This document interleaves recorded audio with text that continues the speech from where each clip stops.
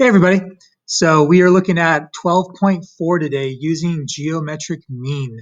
Okay, when you guys go to copy this, you can go ahead and just get the title of the lesson and then go ahead and get the first example. This right here, you don't need to copy this. This is just going to be the way I explain what geometric mean actually is. Okay, so go ahead and get those two things and we'll get into it.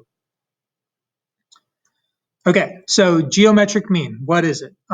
Let's just kind of start with reading the first couple sentences of this and making some sense out of it. So it says, consider the proportion a over x equals x over b, okay, where two of the numbers in the proportion are the same, all right, which, taking a look at the proportion, the two numbers that would be the same would be whatever x happened to be, all right? Here's what it says. The number x is the geometric mean of a and b. Okay, so when this sort of thing happens, when we have a proportion where we have a number, in this ratio, that's the same as the number in this ratio, that number is the geometric mean. All right, so let's just kind of use this thing as an example. What if I were to actually solve this thing for x? Okay, you don't need to copy this, but let me just rewrite it down here. So I have a over x equals x over b. Okay, where, by the way, A and B would just be two, numbers, okay, two, random numbers. Okay, so say I were to solve for x, I would cross multiply, right? So I would get x times x, which would give me x squared, and I would get A times B, which would give me, AB. Okay, from here to solve for x, if you guys remember, I got to get rid of this power of 2, and to undo squaring, we do square rooting, right? We do that a lot when we use the Pythagorean theorem. Okay, so I would square root both sides, and I would get x equals the square root of a times b. Okay, that is what the geometric mean would be. Whatever, this turns out, say A and B were just two numbers, for example, 4 and 25, I would be able to find the geometric mean of those two numbers. Okay, and that's basically what the rest of this says. I'll read it. It's kind of confusing sounding, but it's basically just describing what we just did. But let's read it. It says, the geometric mean of two positive numbers, okay, which, by the way, those two positive numbers would be A and B, okay, is the positive square root of their product. Okay, the positive square root of their product, that's exactly what this is. Their product, meaning they're being multiplied, and the square root of that. Okay, so, it's just saying what we have right here. Okay, it says, so the geometric mean of A and B is the positive number x such that x equals the square root of A times B, or x squared equals AB. So that's confusing, but just know this is technically what's going on when we find the geometric mean. Here's the thing. We can kind of do a shortcut. If we take a look at our first example, it's asking us to find the geometric mean of 4 and 25. Okay, well, just for example, again, you don't need to write this, but say I were to write this out, and I would plug in 4 for A and 25 for B. I would get 4 over x equals x over 25. I would cross multiply, and I would get x squared equals 4 times 25 is 100, and I would take the square root of both sides, and I would get x equals the square root of 100, which would give me 10. Okay, when we go to find the geometric mean of two numbers, we don't need to actually write out this proportion because we know it's always going to turn into x squared equals the product of those two numbers. All right. And it's going to be the square root of those two numbers. So what I'm trying to say is we can skip to this final step and we can just take the square root of these two numbers being multiplied together. Okay, that's will give us the geometric mean. All right. So I'm going to take the square root of 4 times 25. Okay. And again, 4 times 25 is 100, and the square root of 100 is 10. Okay, so again, we got, 10 just like we did over here, but we didn't have to, cross multiply. We basically cut to this step right here, okay, where we are taking the square root of the product. All right, so yeah, that's all you do. To find the geometric mean of two numbers, take the square root of their product, and you've got it. That's your geometric mean. All right, and I'll kind of show you what that means in a second, but that is how you find geometric mean. Okay, so I have this little short video clip that kind of describes what we just did, but goes into a little bit more of an insight of the difference between geometric mean and finding just the normal mean of two numbers. All right, so go ahead and check this out, and then we'll get into some more problems. All right, in this video I just want to do a quick little example about the geometric mean, and also to point out, what kind of how you can think about it, what it means. So the definition, the geometric mean of two numbers, a and b, what we do is we multiply those two numbers together, and then we take the square root of them, and that's the geometric mean. So certainly not the same as the arithmetic mean, the average. I think that's the one most of us are certainly more familiar with. So let's look at a simple example here. Let's find the geometric mean of 4 and 9. So again, what we'll do is we'll multiply those two numbers together, and then we'll simply take the square root of those. So 4 times 9, well, that's going to give us 36. So we have to take the square root of 36. Well, that's simply equal to 6. So we would say that the geometric mean of the numbers 4 and 9, the geometric mean is going to equal 6. So, what's special about the geometric mean? I guess, again, I think an average, an arithmetic mean, it's kind of the middle point, right? And I think, people, you find an arithmetic mean if you want to find, for example, your average grade on 2 tests. So, what does this number 6 represent in relation to 4 and 9? Well, what it has to do with ratios. Okay, so we started with 4 and 9. Those were the numbers that we were finding the geometric mean of, and we found that geometric mean to equal 6. Well, notice if we look at the ratio 4 divided by 6, and then if we look at the ratio 6 divided by 9, well, 4 over 6 reduces to 2/3. Hey, 6 over 9 also reduces to 2/3. So this is kind of what's special about this number, the geometric mean. If you take the ratio of the small number to the geometric mean, and then if you look at the ratio of the geometric mean to the larger number, those ratios or those fractions are going to be the same. Okay, so that's how you can kind of think about the geometric mean. Somehow it's giving equal ratios of those two values. So again, the arithmetic mean is the one that I think most of us are a little bit more used to. So again, just to refresh you, the arithmetic mean, we would just add those two numbers together, 4 plus 9, and then divide by 2. Well, I guess 4 plus 9, that's 13 over 2. And 13 divided by 2, I believe that's going to give us, what, 6.5. Okay, so the arithmetic mean is 6.5. The geometric mean was 6. And this leads to one other last little remark, without a proof, but it turns out that the geometric mean is always less than or equal to the arithmetic mean. Okay, so one other little useful result. So again, if you want to find your average grade on 2 tests, you're not going to use the geometric mean. You're going to use the more familiar arithmetic mean. But the geometric mean certainly does show up. And again, I think it's something that most people aren't familiar with. I certainly wasn't for a long time. So just in case you see it, that's all there is to it. And that's it. Again, it just really has to do with making ratios equal to each other. Okay, cool. So yeah, with that in mind, let's go ahead and try some problems, a couple ones asking us to find the geometric mean, and then I'll show you why we're doing this, all right? The geometric mean actually has to do with triangles, and we'll get into it in a couple slides. But first, let's just practice it. So on this one, go ahead and get this example here, and we'll find the geometric mean of 9 and 20. Okay, so easy enough. The idea is that we're going to take the square root of the product of these two numbers. So the square root of 9 times 20. All right, so from here, multiply them together. It looks like we're going to get the square root of 180. All right, this is not a perfect square. When we did the other one, we got the square root of 100. Most people have memorized square root of 100 is 10, right? Because 10 times 10 gives you 100. But on 180, it's not a perfect square. Okay, off the top of my head, I can't think of what number times what or itself gives me 180. So this is where you want to grab your calculator and just go ahead and type in the square root of 180. All right.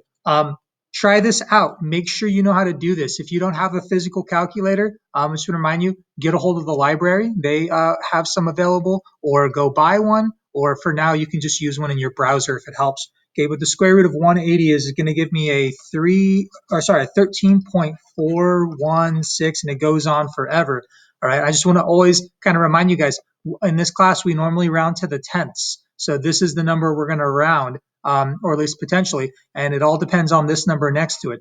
Okay, so is this going to stay a 4, or is it going to go up to a 5? It depends on this number. If this was a 5 or more, it would round up. It's not, right? It's just a 1. So this is going to just stay a 4. So we're going to get 13.4. Okay, so yeah, there is the geometric mean of these two numbers. And we don't need to, but if we wanted to, we could actually make a kind of a proportion out of this. And we can say that 9 over 13.4 equals 13.4 over 20. Okay, these are equal ratios. Okay, and that is kind of the point of the geometric mean. So, if you want to put this in your notes off to the side, that's really, the purpose. But really, this is what they were asking us for. Okay, so I'm going to have you guys go ahead and try one of these on your own. Go ahead and find the geometric mean of 5 and 12. Okay, so yeah, we're taking the square root of the product of these two numbers. So 5 times the square root of 5 times 12. All right, 5 times 12 is going to give me 60, right? So I'm getting the square root of 60. Another non-perfect square. So this is where, again, make sure you know how to type this into your calculator. Okay, if you don't and you still have questions, make sure you ask me. All right, so I'm getting a 7.745. It keeps going on. All right, so the question is does this 7 stay a 7, or does it round up to an 8? All right, since a 4 is next to it, that means this thing is not rounding up, and this is staying 7.7. Okay. And there it is, the geometric mean. Again, I just want to point out what this means is that the ratio of 5 over 7.7 would equal 7.7 over 12. Okay, and if we were to actually divide these numbers, I'm kind of curious myself. 5.5 divided by 7.7 gives me 0.649. And then if I do 7.7 divided by 12, I get 0.641. Those are very close. The reason why they're not exactly the same is because we rounded this number. But if we had not rounded it, we would have got exact values here. So we'll just kind of say, okay, they're both about 0.64. Okay, but yeah, again, they didn't ask us that, but I want to show you that is the reason for the geometric mean. Okay, so why are we doing this? What does the geometric mean have to do with what we've been learning recently? Okay, well, it has to do with what are called altitudes. All right, so altitude. All right, so go ahead, copy this and copy this triangle, and I'll show you what the altitude of a triangle is, and then I'll show you how it really relates to geometric mean. Okay, so first things first, what is the altitude of a triangle? All right, well, it's a pretty simple idea. The altitude of a triangle is a line or a segment that goes from one of the, I guess, the vertices to the other side length, but hits that other side length at a right angle, a 90-degree right angle. All right, so if we were to draw the altitude going from vertex A, it would go and it would hit this side length at a 90-degree right angle. I'm just kind of eyeballing it here, okay, but it would be just like this. Okay, and this line right here is considered the altitude of your triangle.